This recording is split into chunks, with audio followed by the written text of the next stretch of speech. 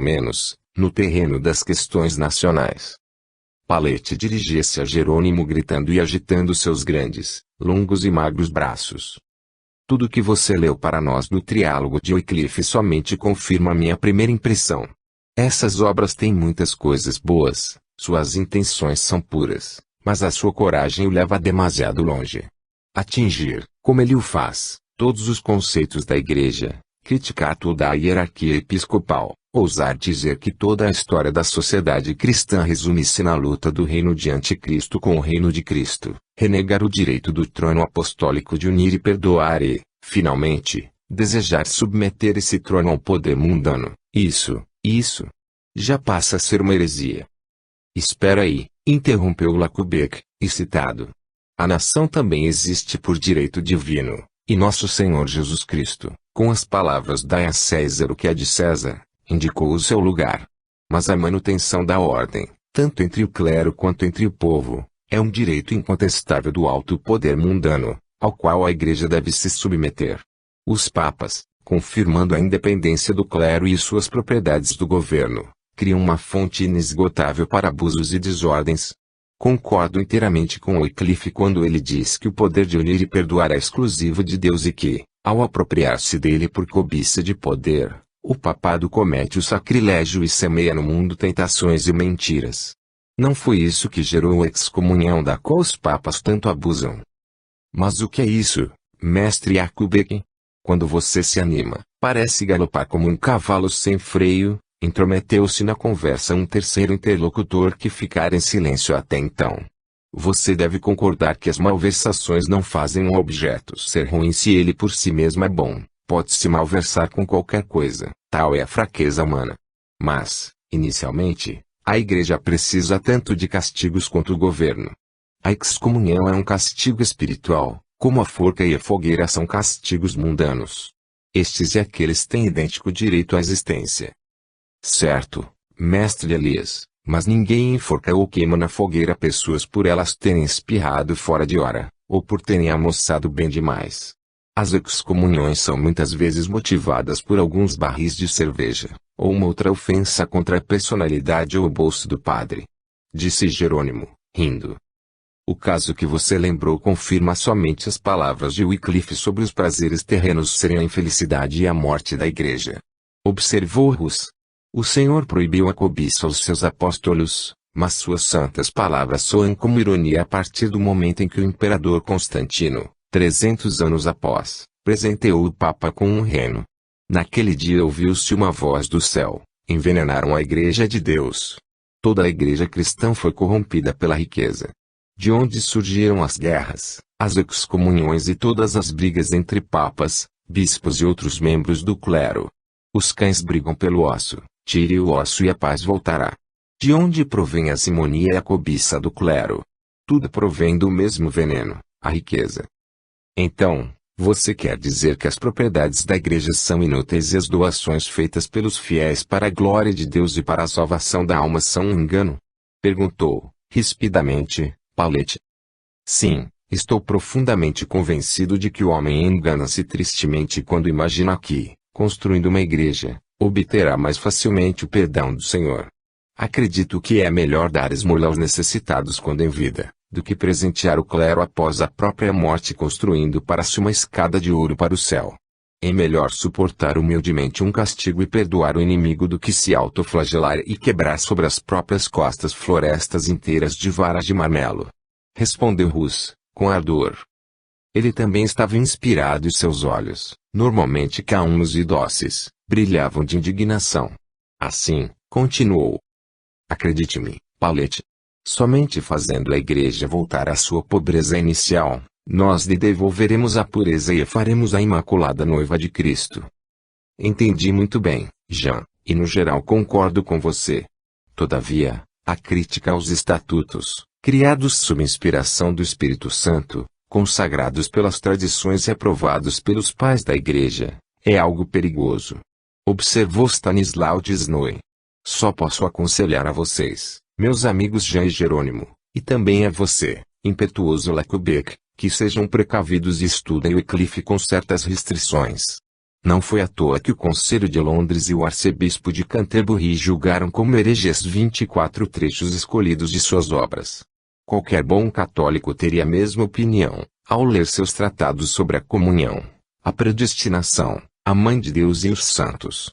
Não posso acreditar, mestre Jean, que você aprove tais coisas. Deus está vendo, e Hus persignou-se, com veneração, que não aprovo nada disso e lamento que uma mente tão elevada como desse teólogo inglês tenha se deixado levar de modo a cometer tão tristes enganos. Vou sempre permanecer um pacato e obediente filho da Igreja Católica. Sou atraído para Wycliffe pela fama que goza entre o bom clero na Universidade de Oxford e entre o povo em geral, e não entre os maus, cobiçosos, pomposos e depravados prelados. Sou atraído por seu amor à lei de Cristo, para a qual ele tenta, com todas as suas forças, atrair as pessoas. Contudo, o que mais atraiu minha atenção a Wycliffe foi o fato de seus ensinamentos serem muito parecidos com os de Matias de Janot, nosso famoso pregador que, como Wycliffe, reconhecia Cristo como único e legítimo chefe da Igreja e as Sagradas Escrituras como perfeitas instruções para a humanidade. A Igreja perdeu o espírito evangélico e afundou-se na confusão das ideias humanas, das formas mortas, dos pequenos detalhes e fórmulas de direito canônico nos quais qualquer teólogo se perderia e dos quais um simples leigo nada iria entender. Matias de Janot e Wycliffe concordam que, para ressuscitar a fé e conduzir a Igreja a uma unificação e a paz, é preciso retornar à iluminada simplicidade da palavra divina e do Espírito vivo da Sagrada Escritura, pregando-o continuamente em todos os lugares numa língua que todos entendam. Pois, repito, foi essa semelhança de opiniões com o venerado Matias que me atraiu ao filósofo inglês. Bem, já que falamos de Matias, estou plenamente de acordo com você, disse Stanislau, entusiasmado. Nós, por direito, podemos nos orgulhar de Matias e de seu mestre Milik, valorosos lutadores não só pela fé de Cristo mas também pelos direitos do nosso povo. Eles lutavam pela verdadeira Igreja, contra a Alemanha com seus indignos representantes, e pela liberdade do povo tcheco contra as pretensões dos estrangeiros. Então, caros amigos, como chegamos agora a um consenso, pedirei para guardarmos as discussões para mais tarde e reforçarmos-nos com uma taça de vinho e um pedaço de caça. Observou Jerônimo, alegremente, levantando-se. Todos seguiram seu exemplo e sentaram-se em volta da mesa, sobre a qual havia uma jarra de vinho, uma torta, caça fria e presunto. Durante a refeição, a conversa prosseguiu com o mesmo entusiasmo, mas sobre um outro tema que girava em torno da vida universitária e dos inúmeros acontecimentos que haviam ocorrido durante a estada de Jerônimo fora do país e desconhecidos para ele. Naqueles tempos agitados de discórdias políticas e religiosas, a Universidade de Praga desempenhava um papel primordial.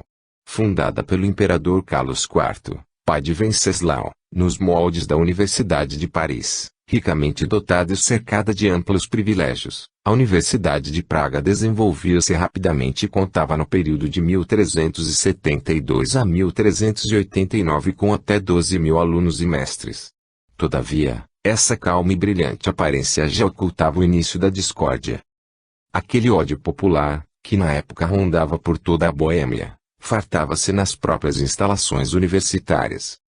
Da mesma forma que o protótipo de Paris, a alma mater de Praga dividia-se em raças, saxônica, bavária, polonesa e tcheca. Em teoria, essa divisão representava nas eleições universitárias 2 votos aos alemães e 2 aos eslavos, mas, na prática, a facção polonesa era eslava somente no nome, pois a ela pertenciam algumas províncias alemãs. Por isso, a supremacia estava do lado dos alemães, que tinham 3 votos contra um tcheco. Essa situação era insuportável ao orgulho e ao interesse do povo. Em 1384, aconteceram grandes desordens. Os tchecos protestaram contra a apropriação por parte dos alemães de todas as cátedras de professores e de todos os cargos de reitores e decanos, contra a injusta entrega aos estrangeiros de todas as prebendas e de todos os postos bem localizados que davam melhores lucros e grande influência sobre o povo. A ostensiva discórdia explodiu por motivo das eleições para um dos mais ricos colegiados, Mais exatamente o colegiado de Carlos, que os tchecos não suportariam ver como de exclusividade dos alemães. A discussão saiu da universidade e tomou conta de toda Praga. Aconteceram combates sangrentos e o reitor Konrad soltou um alemão. Foi agarrado e espancado impiedosamente por uma multidão de jovens tchecos mascarados.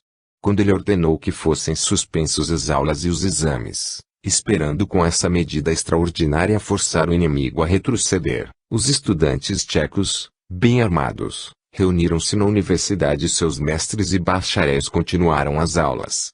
O rei e o arcebispo de Praga, Jan de Genstein, ficaram do lado dos tchecos e este último decretou que todas as cadeiras do colegiado de Carlos deveriam ser, doravante, ocupadas por tchecos.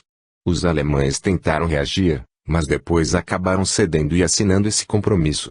Essa paz, entretanto, foi só aparente e a inimizade continuou, por vezes oculta, por vezes ostensiva. Esses acontecimentos, ilustrando a eterna luta do povo por sua sobrevivência, foram contados a Jerônimo pelos amigos reunidos naquele dia em sua casa. O orador principal foi o impetuoso Lacubec, que com sua característica espirituosidade, descreveu o confronto ocorrido no ano anterior, provocado por intrigas de professores alemães do colegiado Todos os Santos, que haviam tentado impedir um tcheco de ocupar uma vaga aberta. Você devia ver como todos ficaram furiosos com o sucesso dessa intriga. Tinham raiva especialmente do mestre Gubner, o mentor da trama. Esse impertigado cão alemão está sempre pronto a dilacerar qualquer tcheco. Aquele seu sucesso transbordava como a espuma da caneca de cerveja e ele ironizava abertamente a nossa derrota. Stefano de Colônia respondeu-lhe do púlpito da capela de Belém, com um discurso tão forte que o sermão agitou a população. Acendeu-se a insatisfação contra os alemães e Gubner, ao voltar para casa à noite, foi ferido na cabeça por uma pedrada, conseguindo escapar só com um arranhão.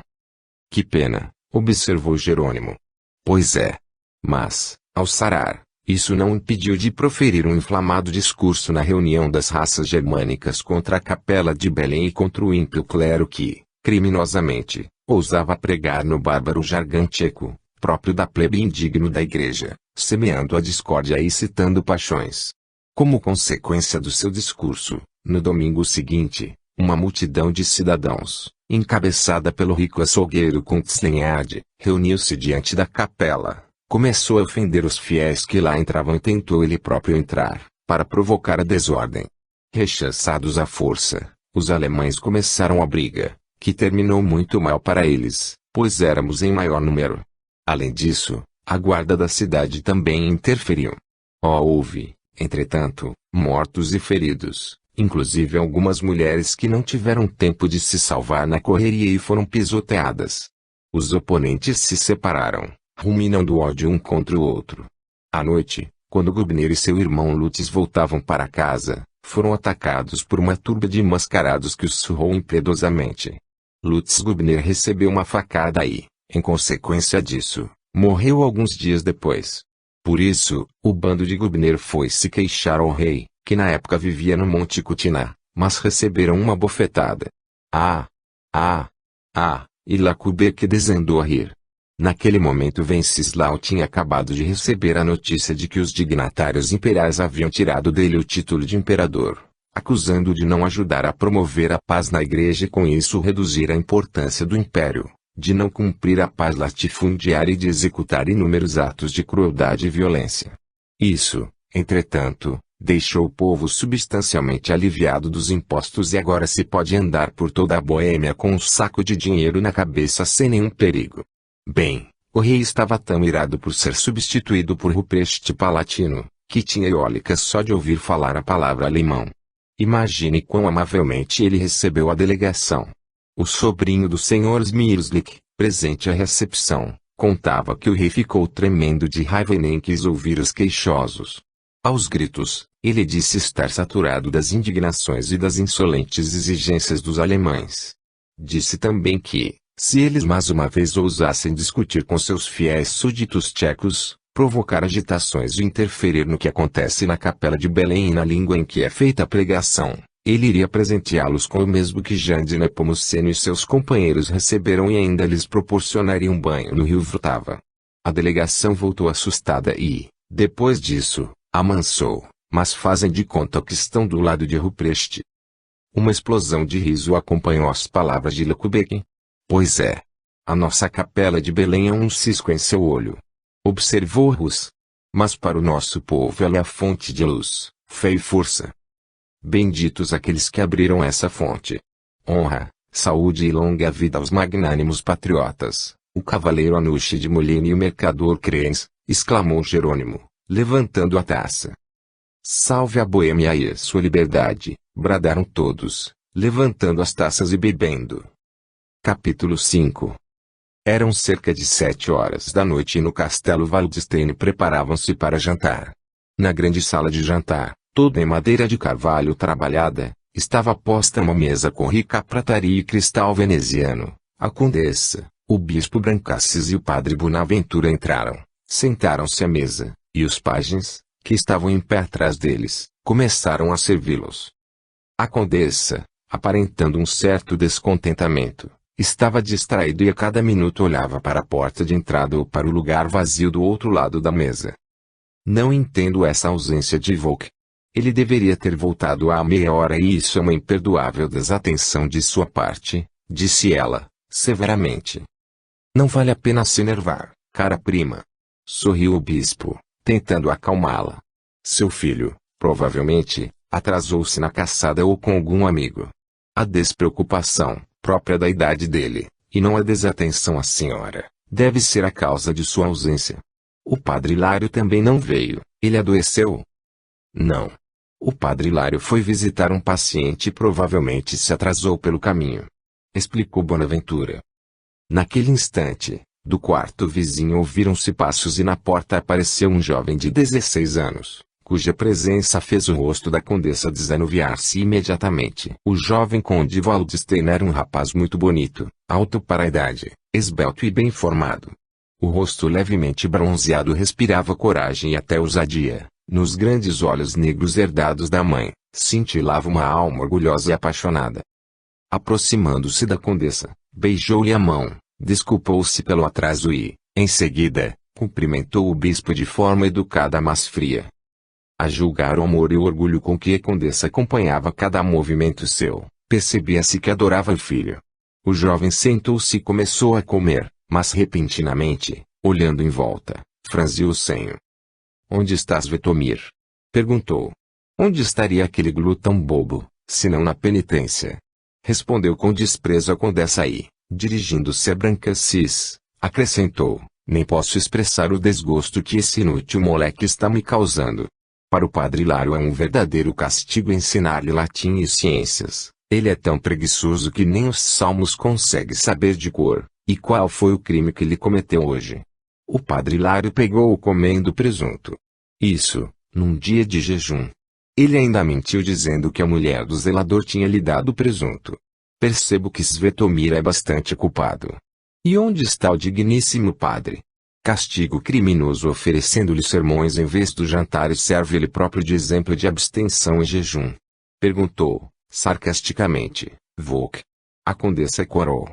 Volk, disse ela, num tom de insatisfação. Você novamente está se permitindo piadas não condizentes com o ambiente e esquecendo dos presentes. Você tem obrigação de respeitar o meu confessor. Saiba que o bom padre Hilário foi visitar um paciente. Volk nada respondeu e sorriu, sarcasticamente. Brancassis, que observava atentamente, tentou evitar o confronto e passou a falar da notícia recebida pela manhã sobre a chegada do conde trazendo Rogênio dentro de 2 dias. Passaram a falar sobre o falecido barão Rabstein e o seu papel na união dos senhores, juntamente com Rosenberg, Gradetsky, Landstein e outros. Por fim, todos saíram da mesa. Deixando a mãe e o bispo passarem adiante, Volk parou à porta e com um sinal chamou um dos pajens, sussurrando-lhe algo no ouvido. O pajem aqueceu com a cabeça e correu para cumprir a ordem. Alguns minutos depois, voltou com uma cesta nas mãos e começou a enchê-la com o resto de comida que havia sobrado nas travessas da mesa, peixe, carne assada, pastéis e frutas. Bogomil. Seu moleque sem vergonha. Como ousa roubar da mesa?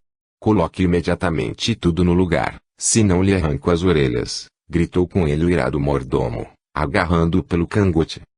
Mas o pajem, feito cobra, escorregou de suas mãos. O conde Vok ordenou que levasse para os seus aposentos comida para os cães. O senhor pode perguntar-lhe, respondeu o menino, em tom de desafio.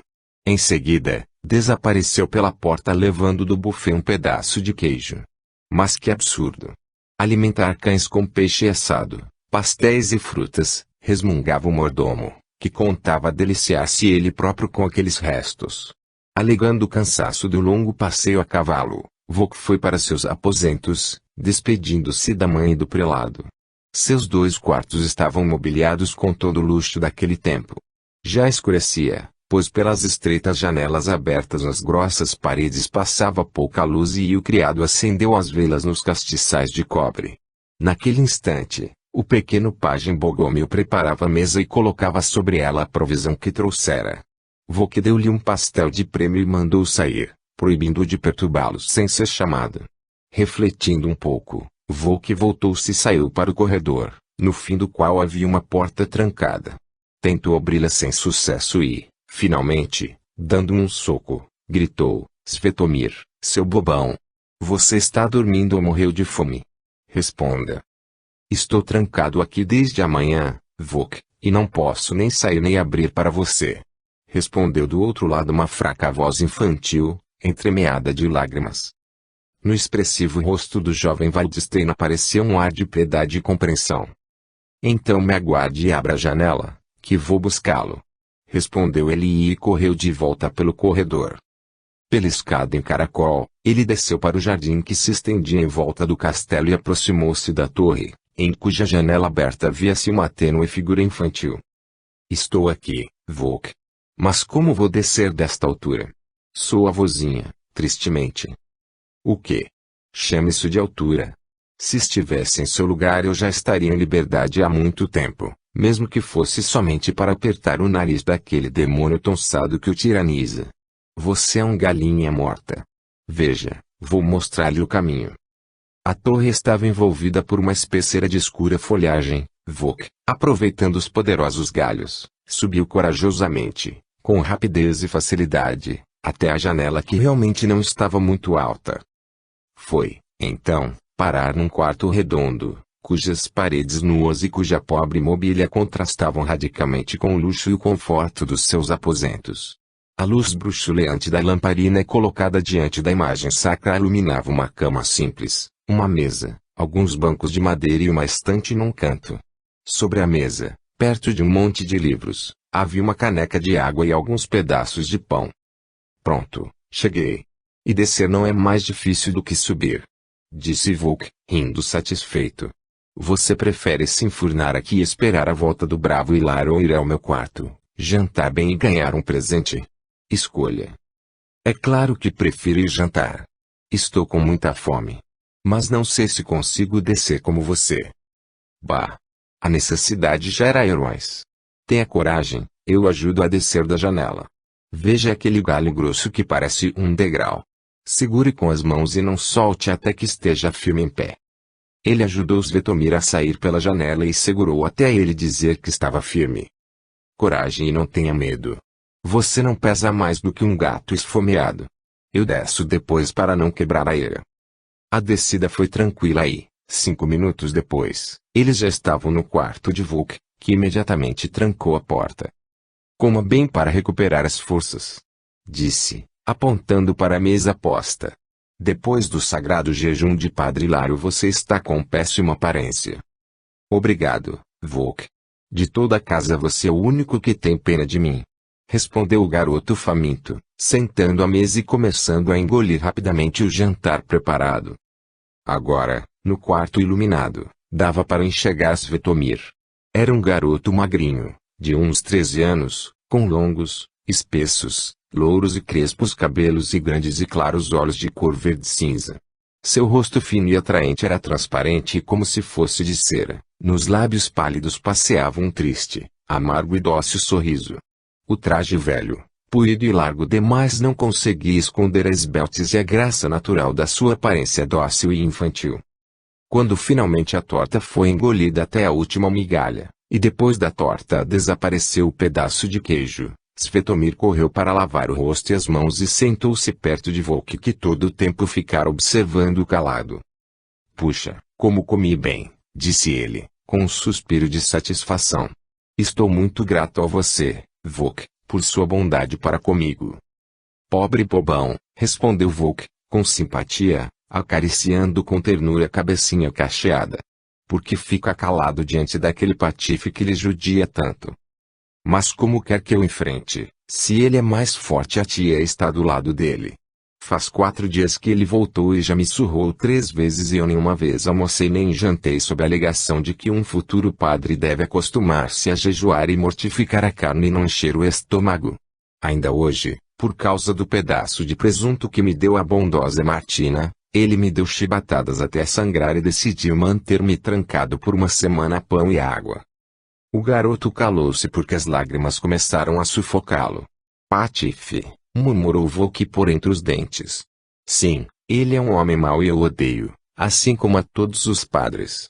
Prefiro afogar-me a vestir uma batina, exclamou Svetomir energicamente, cerrando os punhos e com brilho nos olhos por debaixo dos longos cílios. Até que enfim. É assim que eu gosto de vê-lo e, como prêmio, vou dar-lhe o presente prometido. O jovem conde retirou debaixo da camisola um rolo de pergaminho e abriu-o sobre a mesa. Veja, Svetomir. Esta é uma indulgência para todos os pecados corporais, assinada verdadeiramente pelo arcebispo de Praga. O nome do possuidor ainda não foi preenchido e eu já o vejo, Svetomir Krijanov. Depois disso você poderá comer presunto debaixo do nariz do Hilário e ele não ousará lhe dizer nada. Se você, mentalmente, der-lhe um bofetão, mesmo assim os portões do céu estarão abertos para você. Explicava Volk, rindo. Svetomir correu para o quarto vizinho e trouxe de lá a pena e o tinteiro. Onde conseguiu essa preciosidade? Perguntou, feliz, enquanto Volk escrevia no pergaminho. Comprei de um monge mendicante que cambaleava bêbado na estrada. Ele, pelo jeito, roubou-a de alguém, pois me vendeu barato, por um dobrão de ouro. Mas o documento, como uma chave para o céu, nada perde com isso. Bem, parece que o padre Hilário voltou de sua filantrópica viagem. Realmente, no corredor soavam pesados e rápidos passos.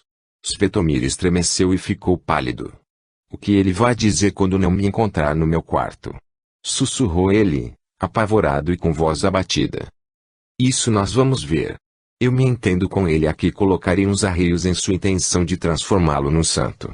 Disse Volk, abrindo de supetão a porta para o corredor, no fundo do qual apareceu Hilário, vermelho de raiva. Se o senhor procura o Svetomir, reverendo padre, ele está aqui comigo, gritou-lhe Volk, convidando-o a entrar com um gesto. Porque o senhor o esconde em seus aposentos. Aguarde-me, miserável, sobre esta molecagem nós conversaremos depois.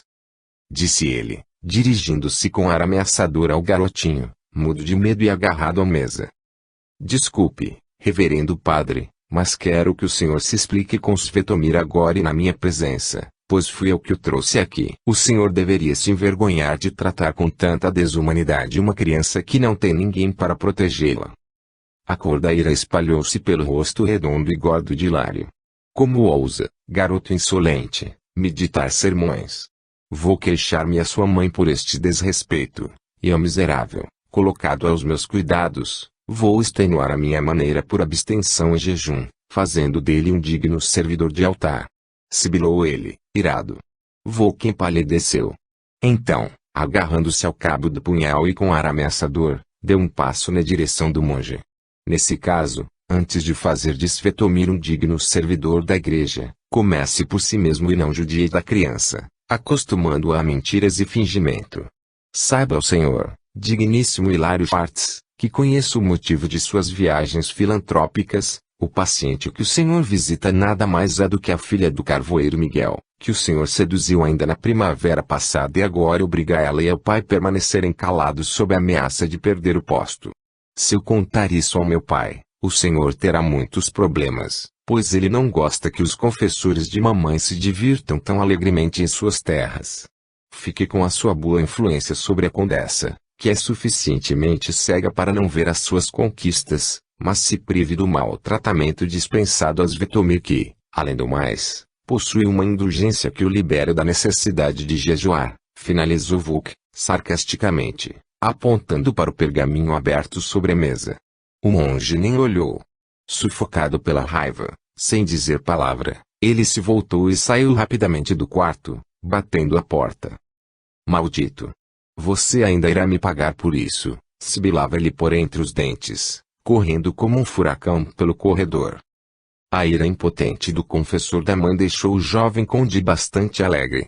Ele caiu na poltrona gargalhando, e somente quando passou o primeiro ataque de riso, dirigiu-se a Svetomir, que continuava parado e calado junto à mesa. Não tenha medo. Você não vai pagar nada por essa nossa conversa. Se ele ousar lhe bater, venha queixar-se a mim. Saberei amordaçar esse cão alemão. Entretanto, hoje você vai dormir aqui. Deixe que a raiva dele passe antes de encontrá-lo novamente. Enquanto o criado, por ordem do jovem conde, fazia a cama de Svetomir, Vuk subiu pela escada em caracol para o andar superior da torre onde morava o pequeno Krijanov. O ambiente lá também era muito simples e somente um grande número de espadas, punhais, lanças, maças, bestas e outras armas davam à sala uma aparência militar. À mesa estava sentado um homem de complexão fortíssima que, sob a luz de uma lamparina a óleo, lia o Evangelho. Esse homem era Anton Broda, professor de artes marciais do castelo. O velho conde e Vuk, principalmente, tinham por ele um respeito especial, pois ele fora o mestre de armas do garoto, ensinando a arte do combate. Ao ver entrar o jovem Waldstein, ele se levantou, mas Vuk fez um gesto para ele sentar-se e, empurrando o banco, sentou-se ao seu lado. Broda, falou, alegremente, o jovem. Preciso contar o meu confronto com Hilário. Ele quase estourou de raiva quando soube que conheço a história dele com a filha do velho Miguel. Você aprontou-lhe uma boa, contando-me as suas aventuras. E relatou-lhe a conversa com Svetomir, a compra da indulgência e o confronto com o monge. Está vendo, Anton? Cumpri a minha palavra e tomei Svetomir sob a minha proteção. Finalizou o jovem, com satisfação. Deus lhe pague, senhor conde, pela boa ação. Já não suportava mais o choro e os gritos da infeliz criança quando aquele cão alemão a judiava. O patife, sem vergonha e depravado, ainda ousa portar o título de padre. Agora ele está em minhas mãos. Mas devo lembrar-lhe, Broda, que cumpri o que prometi e você ainda não me levou nos encontros secretos sobre os quais me contou. Quero muito participar deles. Broda encostou-se na mesa e pensou um pouco. Eu não me decidia por não saber se seu pai aprovaria isso, Sr. Vuk. Mas se o quer tanto, por que não? Não é nenhum crime. Nós nos reunimos para rezar como rezavam nossos pais e para conversar sobre as desgraças da pátria, que nenhum tcheco consegue ver sem dor no coração. Então, iremos no próximo sábado. Sei que você não irá me trair. Juro por Cristo. Acredito, meu senhor. Tenha paciência, pois de qualquer modo você não poderá se ausentar até a chegada de seu pai. Depois de conversar mais um pouco, o conde voltou aos seus aposentos e Anton prosseguiu a sua leitura do Evangelho. Broda era uma pessoa surpreendente, sombrio, sério e pouco sociável. Toda a criadagem, mesmo temendo-o, gostava dele e respeitava-o por seu senso de justiça, por seu desinteresse e também pelo fato de ele utilizar sua grande influência sobre o jovem conde para salvar pessoas em dificuldade ou para livrá-los da ira do administrador alemão, protegido da condessa. Sua vida fora agitada e cheia de aventuras. Naqueles difíceis tempos, a vida fora dura para a família de seu pai, um senhor da baixa nobreza, que tinha uma pequena propriedade perto do mosteiro de Kladibur. As desavenças do senhor Nicolai com o clero quanto ao cumprimento das obrigações religiosas haviam levantado suspeitas de que a família pertencia à antiga crença, considerada heresia no país, e de que comungava em ambas as formas, corpo e sangue. Essas acusações infundadas haviam provocado a indisposição do pároco e não era segredo para ninguém que o abade desejava fervorosamente limpar o seu rebanho de ovelhas gafadas que poderiam contaminá-lo. Apesar das dificuldades, o senhor Nicolai agarrava-se ao seu pedacinho de terra e era respeitado pelos camponeses vizinhos. Mas seu ponto fraco era a pobreza.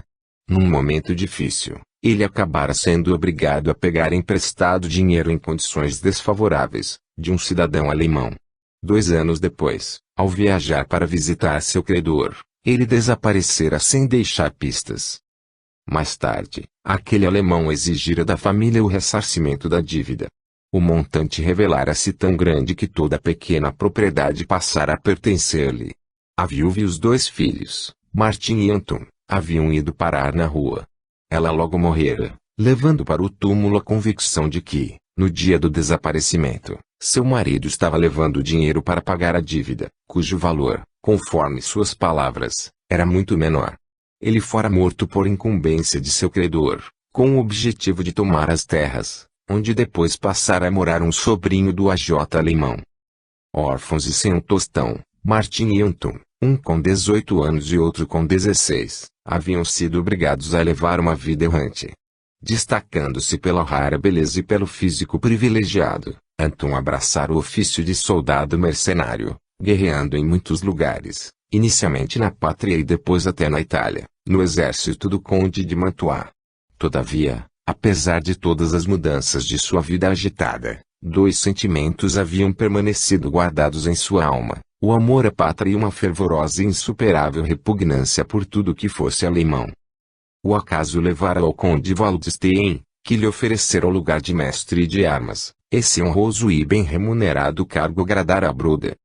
Durante a longa estada do conde em Praga, Broda tornara-se um assíduo ouvinte dos sermões de Matias de Janot. Como, no entender de Broda, o alemão e o catolicismo eram coisas inseparáveis, e por isso odiadas, ele tornara-se um fervoroso defensor da reforma.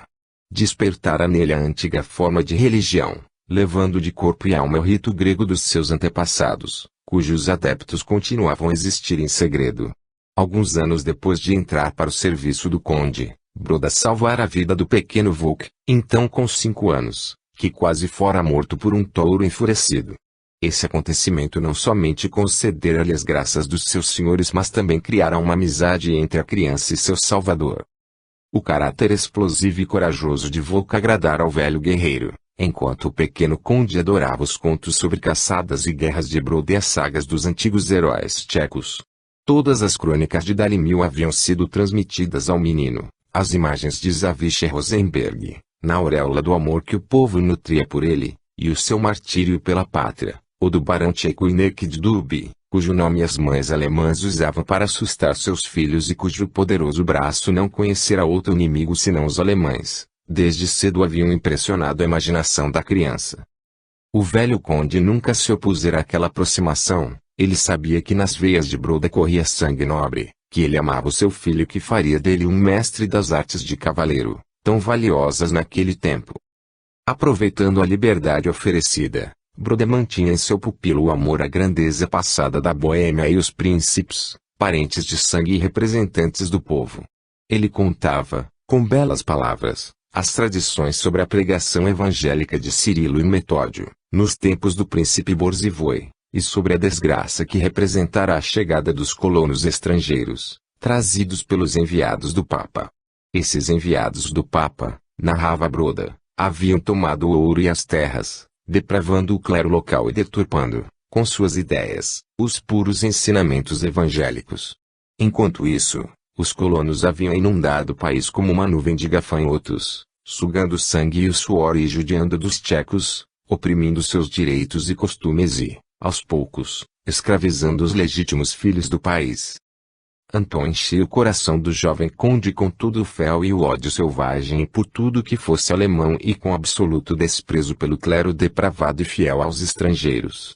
Suas conversas sempre terminavam com a entrada de Volk num relacionamento com os adeptos da velha fé e a promessa de frequência de suas reuniões secretas. Capítulo 6. Finalmente, o conde retornou ao castelo trazendo Rogena. Volk recebeu-os no pátio e, fazendo uma reverência à sua pequena noiva, ajudou a descer da liteira. Examinando-a com olhar orgulhoso, ele pareceu ficar satisfeito e conduziu-a até a condessa. Mas Rogena olhou para o noivo com um olhar pouco amigável, quase hostil, e até tentou retirar sua mão da dele. A condessa Waldstein desagradou-lhe demais. Em resposta aos seus beijos e abraços, Rogena fez somente uma reverência.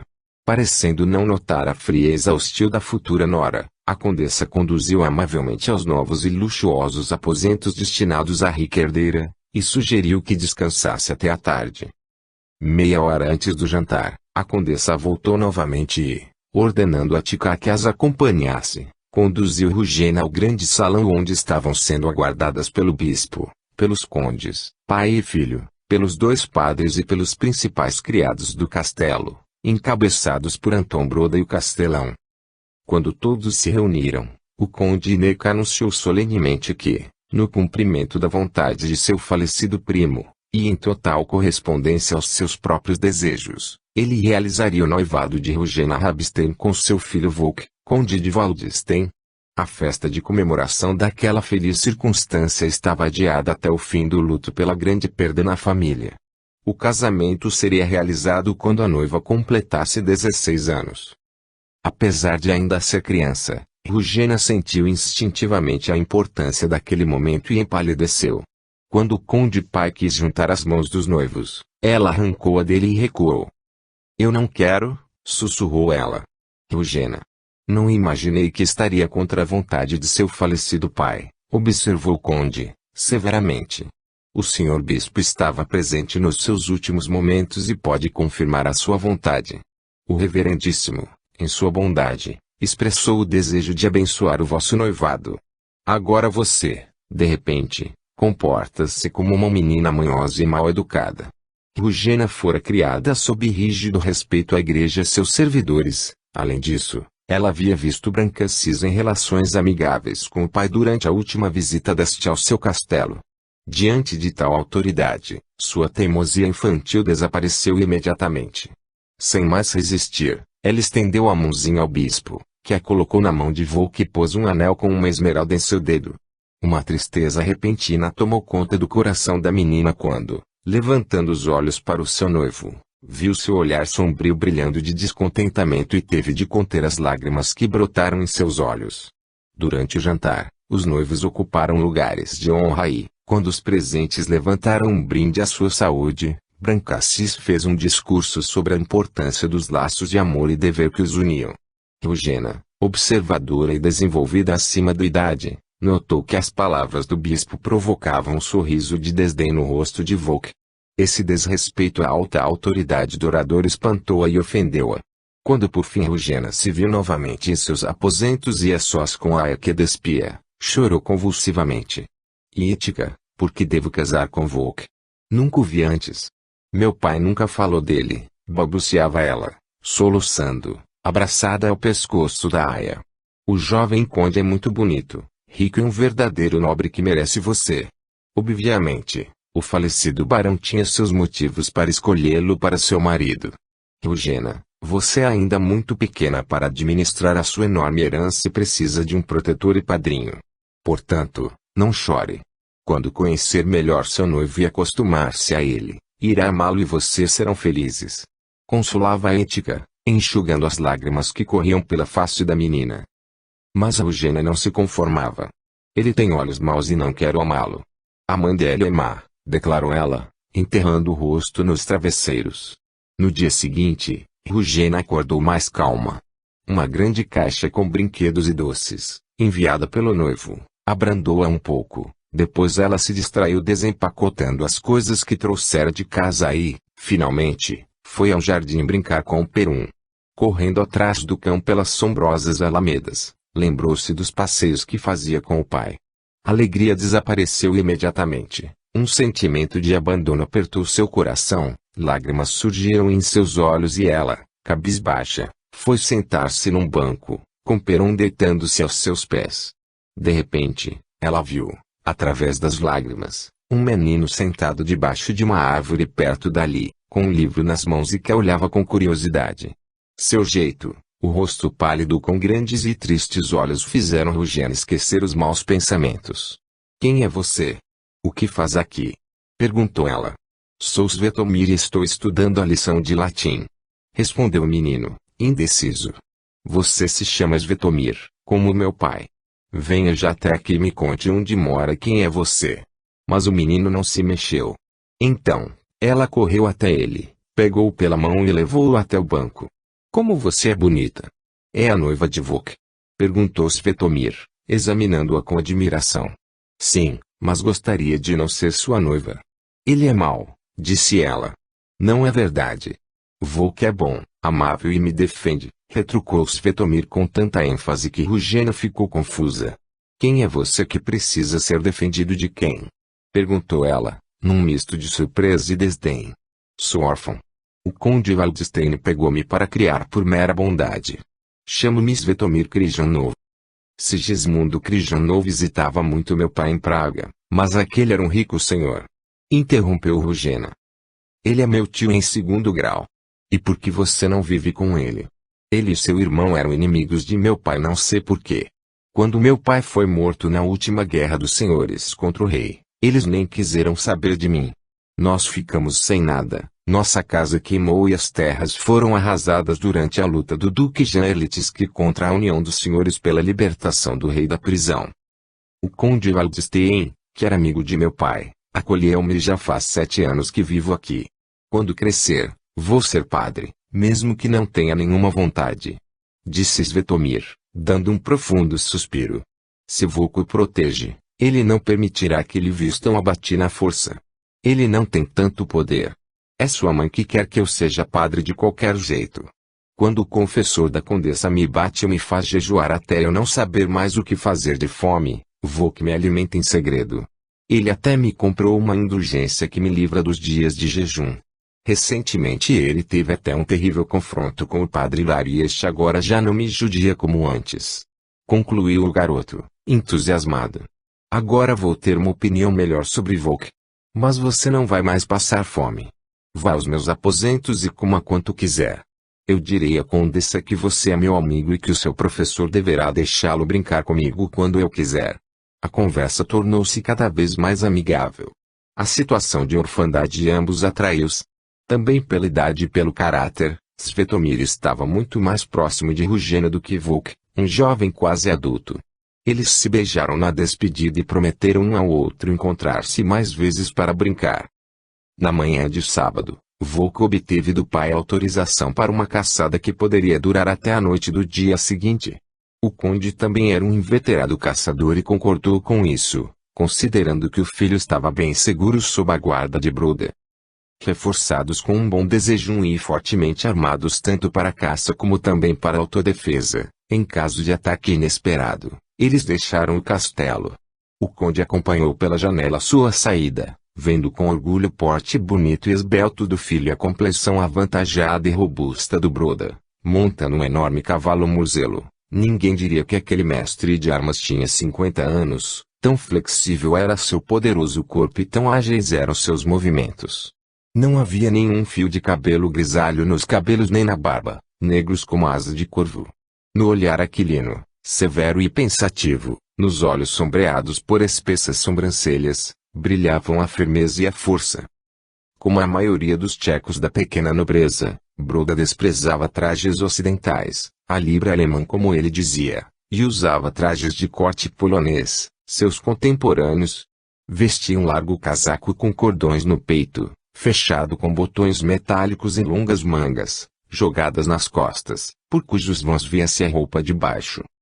Durante a viagem, Broda contou ao jovem conde como seu pai sofrerá por ser adepto das antigas tradições e como, ainda na juventude, durante o reinado de Jean, ele ouvira os sermões de Jean Moravin. Naquela época ainda não perseguiam com tanto rigor as pessoas que quisessem permanecer fiéis aos puros ensinamentos do Evangelho. Os padres, entretanto, já os odiavam como inimigos da vontade dos senhores e não perdiam oportunidades para prejudicá-los. A prova disso é o meu pai. Concluiu Broda. À tarde, entraram numa densa floresta. O local era montanhoso, entrecortado por profundos desfiladeiros e rochas, parcialmente cobertas pela floresta e parcialmente desnudas e enegrecidas. Saíram da estrada e foram direto pela charneca, orientando-se pelo sol poente. O vento soprava os cumes das árvores e na floresta havia um indefinido e arrepiante zumbido. Tudo em volta era selvagem, e a escuridão que se aproximava dava aos arredores um aspecto ainda mais sombrio. Finalmente, Broda estancou seu cavalo. Desça, senhor. Teremos de deixar os cavalos aqui e fazer o resto do caminho a pé, disse ele. E como vamos encontrá-los depois, no escuro? Perguntou Volk, preocupado. Não tema. Conheço bem estes lugares. Acalmou Broda, apeando do cavalo. Tiraram as selas, amarraram os cavalos e Broda, pegando seu pupilo pela mão, conduziu-o para dentro da mata. Mas mal haviam dado alguns passos, quando de trás da árvore surgiu a figura de um homem com espada na mão, obstruindo a passagem.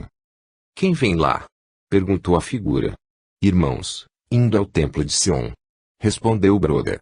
Deixe-nos passar, Joste, e fique de olho nos cavalos. Após alguns minutos, eles saíram da mata. Diante deles havia uma pequena mas profunda depressão de terreno atravancado de rochas em cujo fundo piscavam luzes aqui e ali. Este é o local de nossas reuniões. Chegamos bem a tempo, disse Broda e começou a descer cuidadosamente por uma trilha serpenteante. Na clareira, reuniam-se umas 200 pessoas dos mais diferentes tipos, sexo e idade. Eram em sua maioria camponeses, mas também havia senhores, artesãos e até mulheres. Em todos os rostos transparecia a solenidade do momento. Sobre uma grande pedra que se elevava acima do vale, fora instalado um altar e inúmeras tochas iluminavam uma grande cruz de prata, o evangelho encadenado em ouro e a alta figura de um velho sacerdote. Seu rosto magro transpirava inspiração e os olhos ardiam de excitação. Broda e Volk atravessaram a multidão e postaram-se do lado direito do altar. Irmãos, chegaram tristes tempos, dizia naquela hora o pregador, e sua voz, sonora e profundamente sentida, espalhava-se pelo vale. Sofremos um terrível jugo, já que os fiéis filhos de Cristo são obrigados a se reunir à noite como se fossem ladrões, para celebrar os mistérios divinos. Mas não se desesperem. Os primeiros cristãos suportaram bem mais do que nós e também se reuniam em subterrâneos e lugares escondidos, fugindo da ira dos impuros pagãos. Fugimos da ira do anticristo de 3 coroas hipócrita que se despedaçou como um fruto podre, cuja metade está em Roma e outra está em Avignon. Essas pessoas orgulhosas, prepotentes e dominadas pelas paixões ainda ousam encobrir as verdades evangélicas com suas próprias ideias. Onde na palavra do Salvador está dito que a sua leitura deve ser professada na língua que os ouvintes desconhecem. Eles nos impõem uma missa em latim e querem nos convencer de que a língua tcheca não é digna de ser proferida diante do altar. Como se os povos e línguas não fossem iguais ante o Senhor. Isso não é nada comparado com a sua insolência sacrílega quanto ao mais santo dos mistérios, a Sagrada Eucaristia, ousando separar aquilo que o próprio Cristo uniu para sempre. Ao quebrar o pão, ele disse, tomai e comei, pois este é o meu corpo, e ofereceu o cálice com as palavras, tomai e bebei, pois este é o meu sangue do Novo Testamento. Essas palavras de Cristo deveriam quebrar como uma rocha todas as vãs filosofias, todas as ideias humanas. Infelizmente, na prática não acontece assim, alguns, por fraqueza e ignorância, e outros, por baixeza e arrogância, permitem-se serem privados de tão precioso bem, como o cálice, esse é receptor do sangue divino e inesgotável fonte de bens espirituais, da saúde da alma e do corpo. Nós, contudo, permanecemos fiéis ao testamento do Cristo e nenhuma perseguição conseguirá impedir que nos reunamos e rezemos como faziam nossos pais. As palavras do pregador foram recebidas com um sussurro de aprovação. A cerimônia foi celebrada e o sacerdote começou a dar a comunhão de ambas as formas aos presentes, que passavam em fila diante do cálice, tranquilos, concentrados, cheios de beatífica fé. Iluminados somente pela luz das tochas, o quadro era indescritivelmente solene e tinha algo místico. Volk foi levado pelo exemplo e pelo êxtase religioso dos presentes, contagiantes principalmente para sua jovem e impetuosa alma. Tremendo de emoção, entrou na fila e, pela primeira vez na vida, comungou. A cerimônia religiosa encerrou-se, o altar e os objetos religiosos foram rapidamente retirados, acenderam-se fogueiras e todos se sentaram em grupos, na relva. Tiraram de grandes cestos carne assada, vinho e pão e começaram uma refeição fraternal.